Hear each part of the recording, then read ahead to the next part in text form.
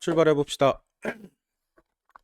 드디어 상권 끝나버리고요. 학원으로 넘어왔습니다. 학원에서 다루게 되는 주제들은 뭐 함수, 여러 가지 도형, 이거는 그다지 하드하지 않습니다. 깔끔하고 빠르게 정리가 가능할 거고요. 재활용되는 부분들만 빠르게 정리하고 넘어갈 거예요. 와, 길기도 하네. 길기도 해요. 와, 도형의 성질에서 쭉 이어지는데요. 와, 버려지는 게 좀 많아요. 예, 디테일하게 봐야 될 부분들이 생각보다 그렇게 크지 않고요. 삼각비 여기는 좀 건져야 될 부분들이 있죠. 건져야 될 부분들이 좀 생길 거고요. 도형의 방정식 건져야 될 부분들이 엄청나게 생길 거고요. 자, 그래서 제일 중요한 챕터 첫 번째하고 마지막이겠네요. 10챕터 그리고 첫 번째 챕터 이렇게 두 개, 6챕터하고 두 개 중요하고요. 나머지들은 뭐 그닥 뭐 그래요. 자, 구체적으로 내용 들어가 보도록 하겠습니다. 테마 6 함수 챕터고요. 함수 때문에 고생들을 하셨던 분이 꽤 있는데 여기 계시는 분들도 뭐 한 분은 확실하게 개고생을 하셨을 것 같고요. 한 분은 상대적으로 좀 나을 것 같긴 한데 그거 모르겠고요. 일단 뭐 가봐야죠. 뭐 함수는 뭐가 함수고요? 이 함자가 무슨 함자인지 혹시 알아요? 몰라요? 여기서 얘기하는 이 함자가 무슨 함자였을까요? 박스, 박스라는 뜻이에요. 박스. 국기함 할 때 함자, 그죠? 어? 몰라요? 처음 듣는 얘기예요? 네, 처음 듣는 얘기면 지금 들으면 되고요. 자, 박스의 숫자가 입장합니다. 그죠? 입장을 해가지고 일정한 조작을 거쳐가지고 밑으로 뱉어내는 관계를 뭐라고 불러요? 함수라고 부르게 됩니다. 아이고, 반갑습니다. 예, 일정한 조작을 거쳐서 결과를 뱉어내는 이 관계를 뭐라고? 함수라고. 대략 한 5분만 있다 시작할게요. 함수라고 부르게 되고요. 조작의 관계가 일정하다는 얘기입니다. 여기는 어떤 조작이에요? 여기는 일정한 조작이라고 부르는 관계가 결국 어떤 조작인 거야? 들어오는 값을 받아가지고 무조건 얼마예요? 3배에서 뱉어냅니다. 그죠?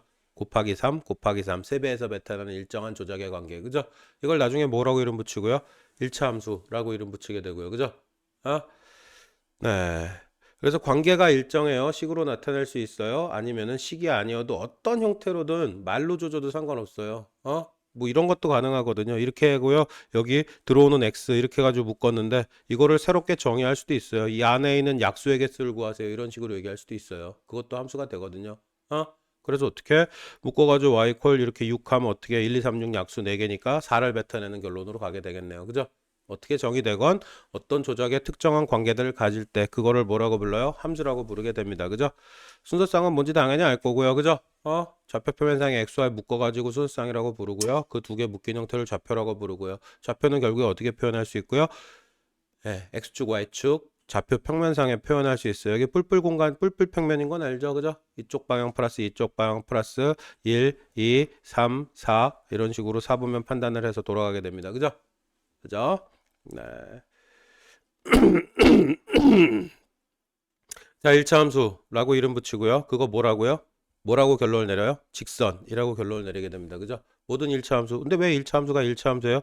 여기 x 묶여 있을 때 여기 차수가 몇 차로 주어지기 때문에 1차로 주어질 때 그것들을 뭐라고 불러요? 1차 함수라고 부르게 됩니다. 그죠? 그 1차 함수들은 대부분 다 무조건 다 무슨 형태가 돼 버릴 수밖에 없고요. 직선의 형태가 될 수밖에 없고요. 실제로 그려보니까 그렇더라야. 그죠? 좌표를 일일이 대입하면서 찍어봤더니 걔네들은 직선 하나 위에 모두 모이게 되고요. 그죠? 결론적으로 1차 함수는 어떤 형태가 되더라라고 결론을 가지고 가게 돼요. 직선이 되더라라고 결론을 가지고 가게 됩니다. 그죠? 그죠? 2차 함수는 어떤 형태가 되고요? 포물선이 돼버리고요. 그죠? 자, 이렇게 표현했거든요. y 콜 ax를 놓고 x 뿔비라고 표현했어요. 이게 무슨 의미일까요? 이 뿔비. 이거 왜 이 화살표 3개 나란히 서 있는데 이게 도대체 무슨 의미일까? 무슨 의미일까? 모든 함수값 여기 y 콜 ax 해가지고 직선이 그려졌다는 얘기야. 그죠? 그런데 여기에 뒤에다가 얼쩡하게 뭘 더해요? 다 b를 더하죠. 그죠? 그죠? 그럼 여기에 나왔던 이 값이 얼마만큼 커지겠어? b만큼 커지겠지. 그죠? 그럼 여기 이 값도 b만큼, 이 값도 b만큼. 그럼 여기 y축에 평행하게 이렇게 라인을 그려보면 이 떨어진 거리가 무조건 얼마가 된다는 얘기야? p가 된다는 얘기죠. 무조건 b만큼 이동이니까. 그죠? 그래서 요거를 원래는 뭐라고 이름 붙였고요? 절편이라고 이름 붙였고요. y절편. 그죠? 근데 더 정확하게 얘기하면 이걸 뭐라고 할 수 있겠대? 다른 입장에 정확하게라기보다는 다른 입장에서 이해하자면 y 콜 ax의 그래프를 이 y축 방으로 얼마만큼? b만큼 평행이동한 형태의 그래프라고 볼 수 있게 돼요. 맞아요? 맞아요? 그래서 결론적으로 무슨 얘기를 하게 돼? 이씨 여기 있었던 요점이 일로 평행이동해서 b만큼 올라갔겠네. 그죠? 어? 그렇게 이해할 수 있게 된다는 얘기입니다. 이 b를 어떻게 평행이동이라는 개념으로도 이해할 수 있겠구나. 여기까지 오케이? 자, 이름을 한번 붙여보자라는 시도를 하게 됩니다. 기울기하고 절편. 그죠? 1차 함수 직선을 결정해서 미지수 몇 개가 필요하고요? 2개가 필요하고요. 항상 뭐만 결정하면 돼요? 미지수 2개만 결정하면 직선의 형태는 결정이 끝나버려요. 그죠? 그죠? 그 2개가 뭐하고 뭐고요? 기울기하고 절편이고요. 그죠? 이 절편이라고 부르지만 이건 정확하게 뭐고요? y절편이고요. 그죠? y절편은 뭐가 y절편이고요? y축을 자르고 지나간 점의 좌표. 그죠? 자, 이거 뭐 이렇게 외우는 게 의미가 있어요, 없어요? 이거 외우는 거 아무 의미 없어요. 직선의 식이 이런 식으로 아름답게 존재하지 않아요. 예를 들어서 이런 식으로 직선을 표현할 수도 있거든요. 그죠? 그죠? 결국에 이런 식으로 표현했다면 x절편은 어떻게 구할 수 있겠어요? y값이 x절편의 표현의 의미는 뭐야? x가 0일 때 y좌표죠. 그죠? 그럼 여기 x 0 대입하면 되고요. 그거 그때 y좌표 가면 되니까 마이너스 3분의 3 구하면 돼요. 그죠? 이런 식으로 y꼴 구조를 기본으로 하는 이런 형태의 공식들을 외우는 건 아무짝에 의미가 없고요. 뭐 뒤에 이거 b는 의미는 있어요. 뭐 어차피 0 대입하면 y값 b 나오니까. 그죠? 이런 식으로 절편값 빠르게 찾을 수 있다. 그래도 뒤에부터는 상수값이 y절편이 되더라. 뭐 이미 너무 많이 반복한 거기 때문에 그건. 그죠? 보자마자 정리가 가능할 거고요. 자, 뭐 결론은 끝납니다. 넘어갈게요. 후딱후딱 할게요. 자, 다시 말하지만 1차 함수 결정해서 뭐하고 뭘 결정해야 돼요? 기울기하고 절편. 그죠? 미지수 2개를 결정하면 게임이 끝납니다. 그죠? 그럼 미지수 2개 결정해야 되니까 당연히 식은 몇 개 나오고요? 식이 2개가 필요하고요. 그죠? 그 식 2개를 어떤 형태로든 아까 게 안 났어요? 왜 흔들려요? 아니에요. 예. 자, 어떤 형태로든 어떻게 미지수 2개를 결정할 수 있는 식을 문제 구조에서 뽑아서 쓰기만 하면 돼요. 그죠? 아, 네. 1차 함수식 두 번째 이렇게 얘기하지만 이것도 결국 뭐야? 기울기 결정하는 거 알아요? 몰라요? 직선상의 임의의 두 점을 찍습니다. 그죠? 그리고 방향 뭐 여기서 투에서 빼고 이거 외우는 거 의미 없어요. 그죠? 증가량도 솔직히 적절한 표현이 아닙니다. 정확하게 얘기하면 어떻게? 직선상의 두 점에서 기울기라는 개념은 어떻게? 직선상의 임의의 두 점을 찍고요. 그죠? 그 두 점에서 x값 변화량 델타라는 표현을 쓰거든요. 앞으로 델타라는 표현은 요거 삼각형 요거 델타라고 읽고요. 델타는 항상 무슨 뜻을 나타내냐면 변화라는 의미를 가져요. 그죠? 그죠? 요걸 기준으로 이렇게 하자면 x값은 여기서 여기까지 감소한 거고요. 그죠? 요걸 기준으로 하면은 x값은 감소. 그죠? 요걸 기준으로 하면은 x값은 증가. 그죠? 방향성을 한쪽으로만 유지만 시켜주면 돼요. 그냥 요 좌표가 됐건 요 좌표가 됐건 여기서 x2, x1 빼서 계산했으면 y2에서 y1 빼면 되고요. 그죠? 그럼 좌표값 빼면 결국에 뭐가 나오고요? 변화량이 나옵니다. 그죠? 그죠? 그래서 결국에 기울기는 뭐라고 정의가 되고요? 임의의 직선상의 두 점에서의 x값 변화량 대 y값 변화량의 비율로 뭘 정의하게 돼요? 기울기라는 값을 정의하게 돼요. 그죠? 뭐가 됐건 기울기만 구하면 돼요. 기울기 구했으면 어디다 넣으면 되고요? y 꼴 x 플러스 b의 구조에서 여기 있잖아요. 기울기 쳐 넣으면 되고요. 그죠? 그죠? 나머지 하나의 b값은 또 다른 점이 주어지거나 조건들이 주어지게 될 거고요. 그죠? 그걸 통해서 나머지 하나의 변수값을 결정하면 될 거고요. 그죠? 특이사항 1도 없죠? 네, 후딱후딱 가봅니다. 자, 성질입니다. A가 0보다 커요. 기울기 0보다 클 때 어떻게 된다고요? 증가하는 형태. 그죠? 그래서 어떻게 이렇게 날아가요. 이게 기울기 얼마짜리를 나타내게 돼요? 붙어 있으면 x축에 붙어 있을 때 이거 기울기 0입니다. 그죠? 이렇게 되어 있으면 임의의 두 점 잡아서 x값 변화량인데 y값 변화량이 얼마가 돼 버리니까 y값 변화량이 0이 돼 버리니까. 그죠? 방금 전에 기울기 뭐라고 정했어요? 어떤 직선상의 임의의 두 점에서 x값 변화량 대 y값 변화량. 그죠? x값 변화량은 있는데 y값 변화량은 0이 되니까 기울기 0인 게 어디에 겹쳐요? x축에 겹치는 라인. 그죠? 자, 그런데 여기 x값 변화량 이렇게 했는데 플러스값 y값 변화량 이렇게 생겨요. x값 변화량도 플러스, y값 변화량도 플러스. 그죠? 그러니까 기울기 플러스 방향, 이쪽으로 내려가는 형태, 기울기 마이너스 방향. 그죠? 자, 그러면 기울기가 증가하는 거. 자, 여기서 이렇게 있다. 이렇게 했으면 기울기 증가했어요, 감소했어요? 감소했어요? 증가했어요? 하나만 얘기해. 증가야, 감소야? 아, 여기 1번이 있었다가 여기 1번으로 가면은 감소해요. 1번, 2번 이렇게 있으면 자, 기울기 이거 얼마? 대략 1. 똑같죠? 그죠? 이거 얼마? 변화량 x값 변화량은 동일한데 y값 변화량이 커졌죠. 그럼 분자 커지네. 자, 생각보다 겁나 헷갈려요, 나중에는. 기울기가 증가다, 감소한다? 그걸 표현하는 게 생각보다 되게 힘들어져요, 나중에는. 문제구조에서 판단하면은. 자, 그래서 일단 여기서 못을 한번 바꿔 갈 거예요. 식의 반대 방향으로 돌면 기울기가 증가야. 여기서 마이너스일 땐 더 헷갈려요. 그림 가지고 판단하려고 그러면 미친 듯이 헷갈리거든요. 어느 방향이 증가인지 감소인지. 자, 무조건 어떻게 됐을 때 식의 반대 방향으로 돌면 증가. 식의 방향으로 돌면 기울기는 감소하고 있다라고 평가하게 돼요. 식의 방향, 기울기 증가, 식의 반대 방향, 기울기 감소. 무슨 말인지 알아듣겠어요? 어? 굳이 이거 왜 얘기하나? 대충 뭐 알 것 같은데. 한 풀어봐라, 이 자식아. 이게 대충 아나. 미친 듯이 헷갈려요. 실제 문제 속에서 기어나오게 되면. 그래서 못을 받겠습니다. 항상 뭐라고요? 기울기의 증가는 시계 반대 방향으로 돌 때 직선이. 그죠? 커지잖아, 점점. X값 대비해서 Y값의 비율이. 그래서 이쪽으로 가면은 1번, 2번, 3번 가면 어떻게 되더라? 기울기가 증가하더라. 그죠? 아, 기울기 0이고 기울기 플러스고 기울기 마이너스로 바뀌잖아. 그죠? X값 증가할 때 Y는 감소로 바뀌니까. 그죠? 마1, 마2, 마3 뭐 이런 식으로 계속해서 감소. 알겠습니까? 이렇게 이쪽 방에 놓고 보면 별거 안 헷갈릴 것 같아. 근데 만약에 이게 찍고 돌아가요. 이렇게. 그죠? 이렇게 날아가잖아, 사실은. 그죠? 직선은 무한히 날아가는 거니까. 그죠? 생각보다 뒤질나게 헷갈려요. 알겠습니까? 자, 1차 함수의 그래프의 성질 6-8이에요. 두 개의 직선을 비교해 보자는 얘기죠. 그죠? 그죠? 두 개의 직선을 비교해 보자는 얘기고요. 아, 기울기도 같고 절편도 같으면이란 얘기예요. 그죠? 기울기도 같고 여기가 기울기, 여기가 절편. 그죠? 기울기도 같고 절편도 같으면 당연히 두 그래프는 일치. 그죠? 연립방정형에서는 해가 무수히 많은 상황이 될 거고요. 두 직선이 일치하니까. 그죠? 여기는 어떻게 되고요? 기울기는 같은 절편이 달라요. 그럼 평행이겠네요. 맞나요? 못 만나요? 못 만나요가 될 거고요. 그죠? 자, 이건 기울기가 만약에 달라요. 그럼 당연히 한 점에서 만날 수밖에 없어요. 라는 결론으로 가게 될 겁니다. 이렇게 연립방정식의 해조건하고 완벽하게 똑같습니다. 그죠? 네. 자, 이렇게 표현된 이걸 음함수의 표현법이라고 얘기하거든요. 이퀄 영의 형태로 한쪽으로 몰아서 표현하는 방법을 뭐라고요? 음함수의 표현 방법이라고 얘기하게 되고요. 우와, 이거 1차 방정식 요 구조를 y꼴로 보치면 이거고요. 그죠? 당연히 1차 함수 요 구조는 1차 방정식 요 구조는 직선 구조를 다른 측면에서 바라보는 것뿐이에요. 그죠? 그래서 이렇게 y꼴로 고치면은 우리가 흔히 알고 있었던 직선의 식 형태로 바꿔서 이해할 수 있게 됩니다. 그죠? 특이사항 없죠? 네. x 이퀄 p 이러면 어떻게 되고요? y값에 상관없이 x가 전부 다 p란 얘기야. 그죠? 그래서 x 이퀄 2라는 그래프는 이렇게 쭉 날아가게 될 거고요. 그죠? 어디에 평행의 형태? y의 평행의 형태. 그죠? 이건 어떻게 되고요? x축의 평행의 형태. x값에 상관없이 y가 전부 다 3. 요 위에 있는 모든 점들은 요 y값이 3인 점들이잖아요. 그죠? 이것도 지금 보면 당연하죠? 만약에 실제 시험장에서 보게 되면 엉뚱한 짓 하게 됩니다. x 이퀄이 여기다 이렇게 날려야 되는데 이렇게 날리게 되죠. 여기 이 딱 찍고 이게 x 이퀄이 이런 짓 하거든요. 어? 그러니까 외우지 말고 상황을 당연하게 만들어야 돼요. 어떻게 이해한다고요, 이 자식을? 이건 y값에 상관없이 x가 다 2인 점들, 그죠? 요건 어떻게? x값에 상관없이 y가 다 3인 점들 이렇게 해석을 하게 됩니다. 무슨 말인지 알겠어요? 아? 자, 여기까지만 일단 정리하고 홀드할 거예요. 두 직선의 교점하고 연립방정식이랍니다. 아까 했던 얘기네요, 그죠? 두 직선의 식 연립방정식이 결국에 똑같은 과정이에요, 그죠?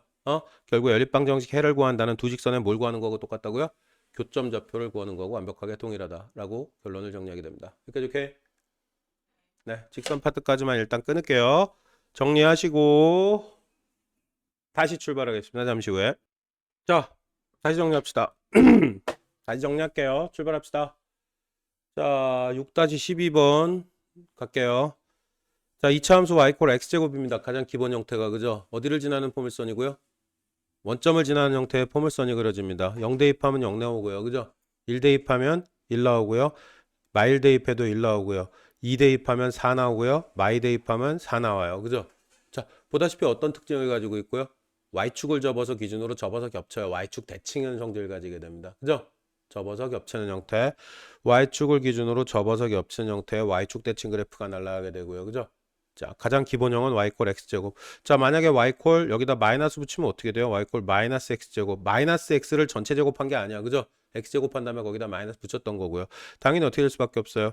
전체에 마이너스 붙이면 여기 함수값 대칭 위치에 이렇게 찍혀요. 대칭 위치에. 대칭 위치에. 그죠? 자, 그러면은 그래프는 이렇게 날아갈 수밖에 없고요. 그럼 y콜 x제곱하고 y콜 x제곱은 어떤 관계에 있어요? y콜 x제곱하고 y콜 마이 x제곱은 x축의 대칭인 관계가 있죠. 용어를 좀 써주세요. 아까 y축 대칭이라고 굳이 얘기했던 이유는 이거 물어보려고 그랬던 거야. y콜 x제곱하고 y콜 마이 x제곱은 어디의 대칭 관계? x축의 대칭인 관계가 있더라라고 결론을 내리게 됩니다. 그죠? 자, 그래서 결국 어떻게 모양을 결정한 요소가 뭐였죠? y콜 x제곱하고 y콜 또 x제곱이면 어떻게 돼요? y콜 또 x제곱이 돼버리게 되면 요 x의 결과가 제곱 나온 거에 딱 2배씩 나오게 되지. 그죠? 그럼 모양이 어떻게 될 수밖에 없어? 더 좁아지는 형태. 왜? 더 높이 올라가니까. 똑같이 1 대입했을 때 1밖에 안 나오는데 1 대입했을 때 2 나오니까. 그죠? 그죠? 그래서 우리는 무슨 결론을 얘기하게 돼? 아, y콜 x제곱 구조에서 y콜 ax제곱 이 구조예요. 요 앞에 붙어있는 a 값이 뭘 결정하게 되더라? 모양을 결정하게 돼요. 벌어진 형태의 모양을 결정하게 됩니다. 보다시피 x제곱하고 2x제곱하고 모양 다르잖아. 그죠? 그죠? 그래서 y 콜 어떻게? 그래서 우리의 결론은 뭐냐면요. y 콜 예를 들어서 2x 제곱하고요. y 이퀄 2x 제곱 마이너스 3x에 플러스 3이었다 치자. 그죠? 그러면 이 자식이 그 최고차항 앞에 계수 2 똑같잖아. 그죠? 그럼 이 자식하고 이 자식 모양은 똑같다는 얘기고요. 그죠? 그래서 우린 무슨 짓을 하게 돼? 예를 들어서 이런 얘기를 해봅시다. y콜 x제곱 마이너스 2x에 플러스 3이었다 치자. 그죠? 이거 어떻게 고치게 돼? x마일의 전체 제곱을 뿔트로 바뀌죠. 절반의 제곱 필요한 거 우리 앞에서 얘기했잖아. 그죠? 이제 좀 자연스럽게 갈 수 있고요. 자, 이렇게 되고요. 그죠? 그럼 이건 어떻게? y콜 이것도 나중에 나오는 건 기억나요? 안 나요? 평행이동 기억나요? 안 나요? 평행이동 기억나죠? x 대신에 x마일 들어가면 x축방으로 1만큼이고요. 요거 다시 쓰면 y마 2 이퀄 x마 1의 제곱이었던 상황이고요. 그죠? 그럼 결국에 요 자식은 최초의 y 콜 x제곱을 기반으로 판단했을 때 x 대신에 뭐가 들어가고요? x마일. 그죠? y 대신에 y마일. 그죠? 그래서 x축방으로 얼마만큼 평행이동? 1만큼 평행이동. y축방으로 2만큼 평행이동. 그죠? 그죠?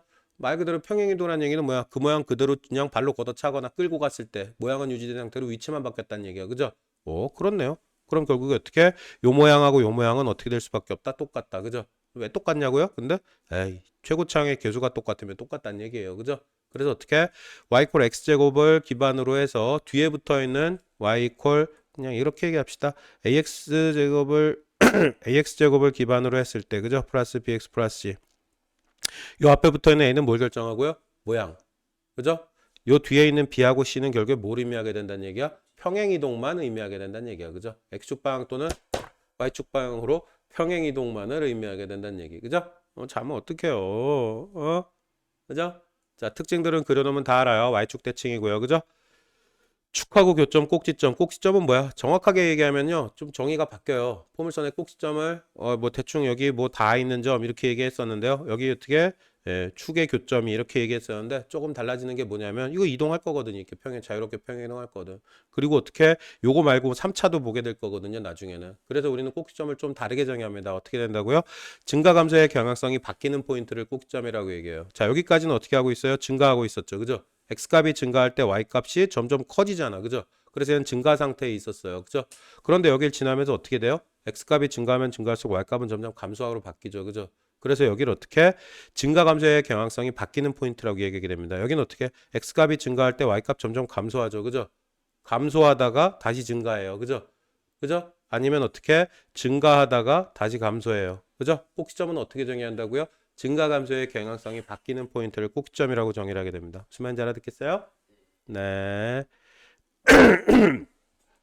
자, y 콜 ax 제곱에 좀 전에 다 얘기했던 거예요. a 값에 따라서 뭐만 변한다고요? 모양이 변해요. 그죠? 그래서 a 값이 작으면 1이면 어떻게 되고요? 2면 어떻게 되고요? 1이면 어떻게 2배 더 높이 올라가겠네. a 값이 2가 됐다는 얘기는 어떻게 된다는 얘기?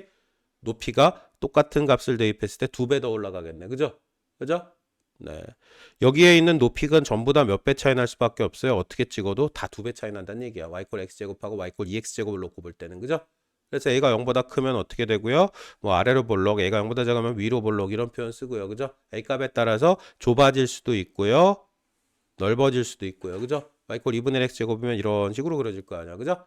자, 포물선 a 값에 따라서 폭이 바뀌더라. a 값에 따라서 모양이 바뀌더라. 결론적으로.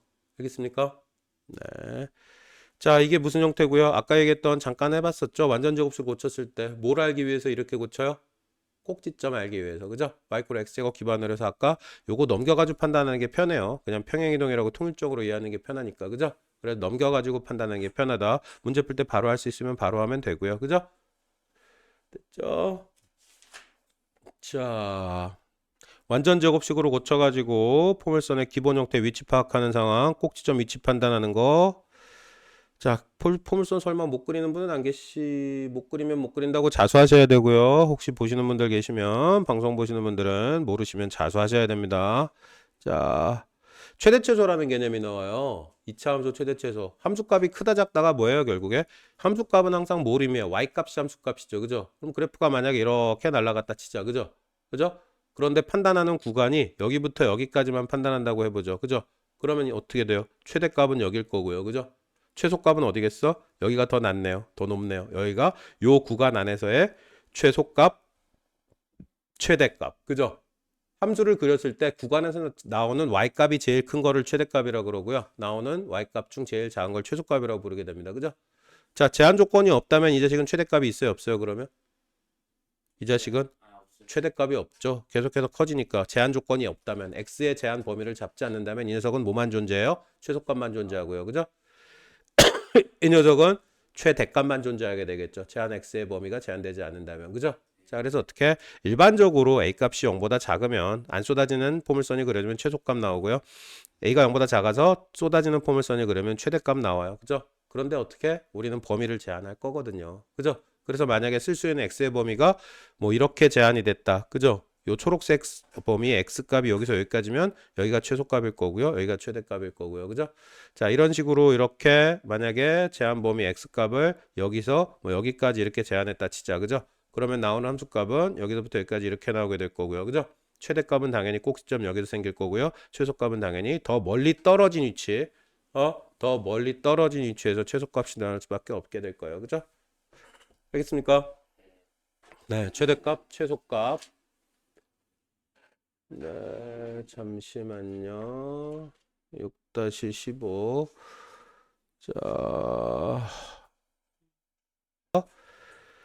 자, 계속 정리하겠습니다. 2차 함수 그래프, 2차 방역 사이의 관계 네가 아까 물어봤던 그거거든요.